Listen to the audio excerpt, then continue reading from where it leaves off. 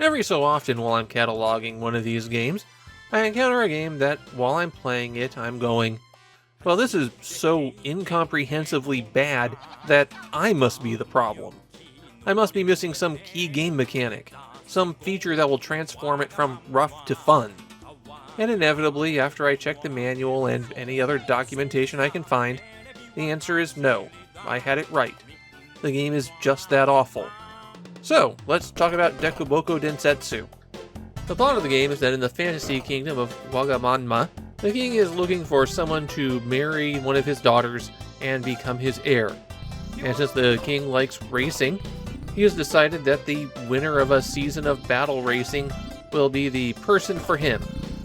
Don't worry too much about that fantasy setting, it doesn't show up an awful lot. The season is 10 races long, and there's 6 competitors. 5 of them can be human-controlled, but the 6th black car is always the computer. And that's something I should point out immediately. I don't think Dekoboku Densetsu is intended as a single-player experience.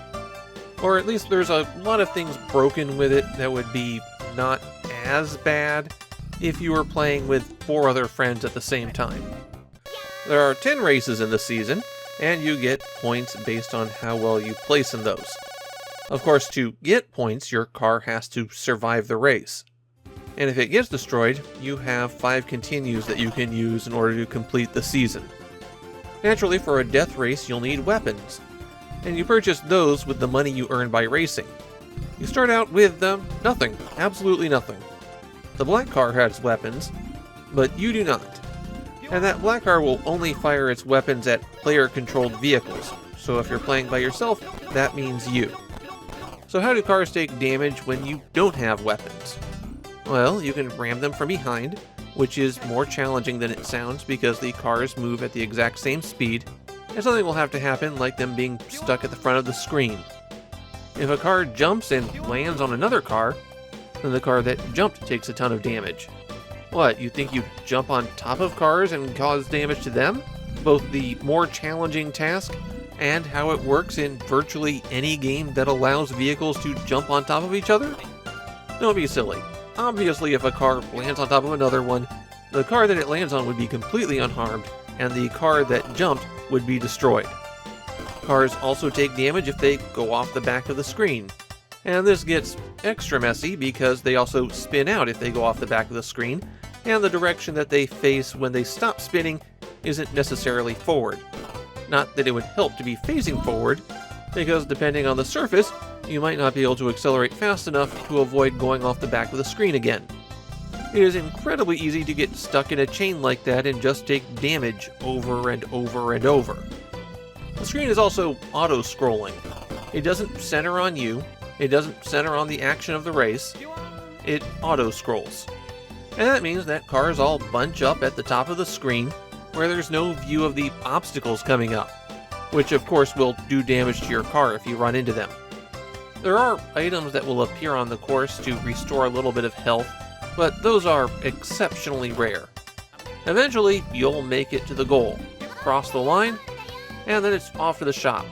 And the first thing you'll need to do is repair your vehicle, because damage carries over between races.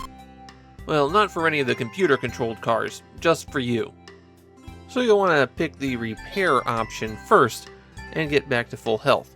Then with whatever little cash you have left, you can purchase upgrades.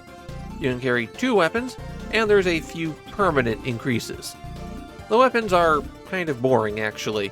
You've got projectiles, you've got shields that will damage people, you've got things you drop behind you, and that's really it.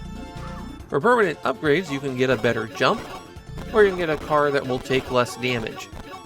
Now that you have weapons, you can fire them by pressing up and down on the D-pad.